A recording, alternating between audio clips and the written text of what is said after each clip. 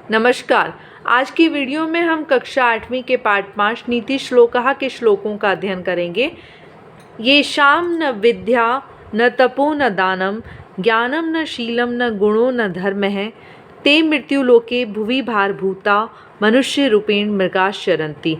जिस मनुष्य के पास येषां न विद्या, जिस मनुष्य के पास ना तो विद्या है, न तप है, न दान है, न ज्ञान है, न शीलम, न अच्छा व्यवहार है, न गुण है, न धर्म है, ते मृत्युलोक के ऐसे मनुष्य मृत्युलोक में भुवि भूमि पर भारभूता भार के समान माने गए हैं। मनुष्य रूपेण मृगाश्चरन्ति, ऐसे लोग मनुष्य के रूप में मृगहा चरन्ति, पशुओं के समान विचरण कर रहे हैं। अर्थात जिस मनुष्य के पास न विद्या है, न तप है, न दान है, न ज्ञान है, न शील, न गुण, न धर्म, ऐसे लोग पृथ्वीलोक में भूमि पर भार के समान माने गए हैं और ऐसे लोग ही मनुष्य के रूप में चरते हुए पशुओं के समान पृथ्वी पर घूम रहे हैं। दूसरा श्लोक है, साहित्य संगीत कला विहीन साक्षात पशु पुच्छ विषाणहीन है तृणम न खादनपि जीव मान है तद्भागधेयम परमम पशुनाम। साहित्य संगीत कला से विहीन मिस रहित, साहित्य संगीत कला से रहित मनुष्य साक्षात पशु के समान है। पुच्छ विषाणहीन है, पुच्छ में पूंछ, विषाण में सींग, हीन में रहित, ऐसे पशु के समान है जो कि पूंछ और सींग, विषाण कहते हैं सींग को, पूंछ और सींग से रहित है। तृणम न खादनपि जीवमान है, घास फूस ना खाते हुए भी, खादनपि खाते हुए भी, जीवमान है जीवित है। तद भागधेयम, यह परम भाग्य की बात है, पशुनाम उन पशुओं के लिए।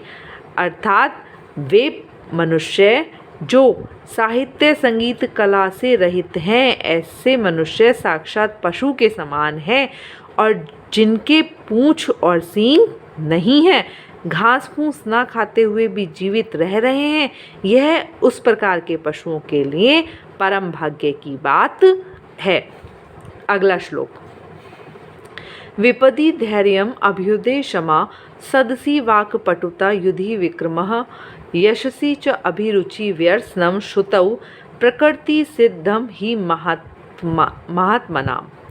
विपदि मिस विपत्ति में धैर्य रखना, अभ्युदय क्षमा उन्नति में क्षमाशील होना, सदसी वाक् पटुता सभा में बोलने की चतुराई होना, युधि विक्रम है युद्ध में विक्रम होना, यशसी च अभिरुचि यश में रुचि होना, व्यसनम श्रुतौ अध्ययन की आदत होना, व्यसनम श्रुतौ अध्ययन की आदत होना, प्रकृति सिद्धम इदम ही महात्मा नाम, प्रकृति द्वारा सिद्ध बताए गए हैं महात्मा नाम, महात्माओं के ये सारे लक्षण। अर्थात प्रकृति ने महात्माओं के ये लक्षण बताए हैं, जैसे कि विपत्ति में धैर्यशील होना, उन्नति में क्षमाशील होना, सभा में बोलने की चतुराई रखना, युद्ध में विक्रम होना, यश में रुचि रखना और अध्ययन की आदत होना, ये सभी लक्षण महात्माओं के बताए गए हैं।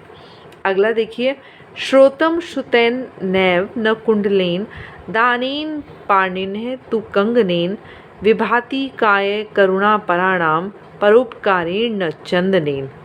श्रोत्रम, इसका अर्थ है कान, श्रुतेन एव सुनने से ही, शास्त्रों को सुनने से ही, कान जो हैं वो शास्त्रों को सुनने से ही शोभित होते हैं, न कुंडलेन कुंडल पहनने से नहीं, दानेन पाणिन्ह तु कंगनेन, पाणी कहते हैं हाथ को, दान करने से ही हाथ की शोभा होती है, न तु कंगनेन, ना कि कंगनों को पहनने से।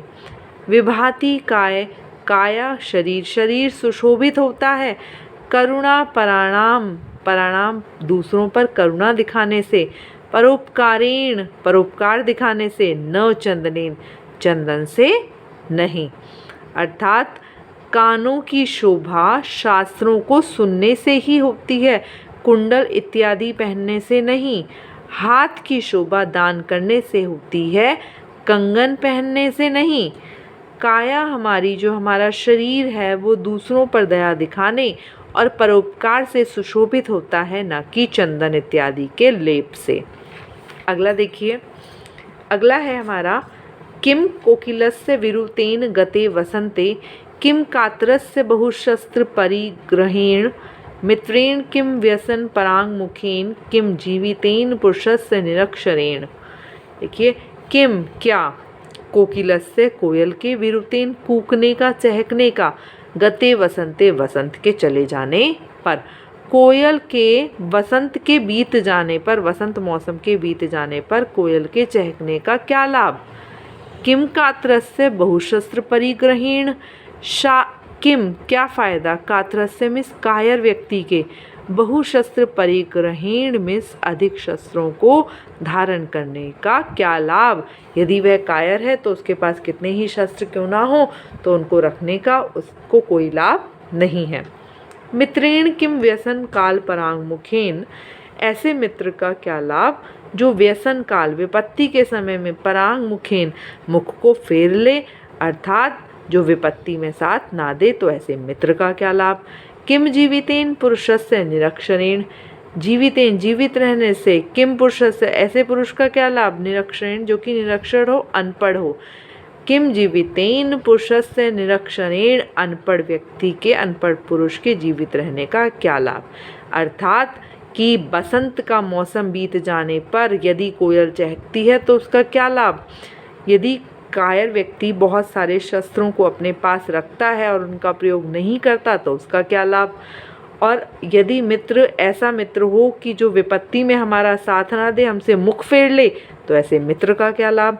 यदि पुरुष निरक्षर है, अनपढ़ है, तो ऐसे पुरुष का जीवित रहने का भी क्या लाभ।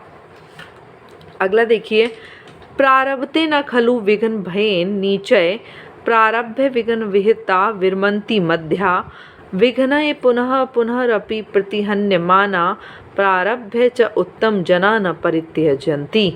प्रारब्धते न, प्रारंभ ही नहीं करते, खलु निश्चित रूप से, विघ्न भयेन नीचय बाधाओं के डर से, नीच लोग बाधाओं के डर से कार्य को शुरू ही नहीं करते। प्रारब्धे विघ्न विहिता विरमन्ति मध्या, प्रारंभ किए गए कार्य को विरमन्ति रोक देते हैं। मध्यम विघ्न विहिता, मध्यम श्रेणी के लोग बाधाओं के डर से कार्य को बीच में ही रोक देते हैं। विघ्नये पुनः पुनः अपि, बाधाओं के पुनः पुनः अपि, बार बार, प्रतिहन्यमाना, प्रतिहन्यमाना में बार बार आने पर या बार बार रोके जाने पर, बाधाओं के बार बार रोके जाने पर, बाधाओं के बार बार आने पर भी, प्रारंभ किए गए कार्य को उत्तम जनाः न परित्यजन्ति, उत्तम लोग नहीं छोड़ते। अर्थात यहाँ पर इस श्लोक में 3 प्रकार के लोग बताए गए हैं। प्रथम, मध्यम और उत्तम। जो नीच लोग हैं वो कार्य को आरंभ ही नहीं करते कि बाधा आएगी, चलो ये काम शुरू ही नहीं करते, इसमें ये भय आएगा, ये डर आएगा, ये शुरू कर लूँगा तो ये प्रॉब्लम होगी। लेकिन जो मध्यम श्रेणी के लोग हैं वो शुरू, अरे देखा जाएगा जो होगा। मध्यम श्रेणी के लोग शुरू तो कर देते हैं लेकिन बाधाओं के आने से बीच में ही रोक देते हैं। लेकिन जो उत्तम श्रेणी के लोग हैं वो बाधाओं के बार बार आने पर भी, बार बार प्रतिहन्यमाना, बाधाओं के बार बार रोके जाने पर भी कार्य को, प्रारंभ किए गए कार्य को न परित्यजन्ति, नहीं छोड़ते। हमने आज इसके श्लोकों का अध्ययन किया। कल हम इसका अभ्यास कार्य करेंगे। धन्यवाद।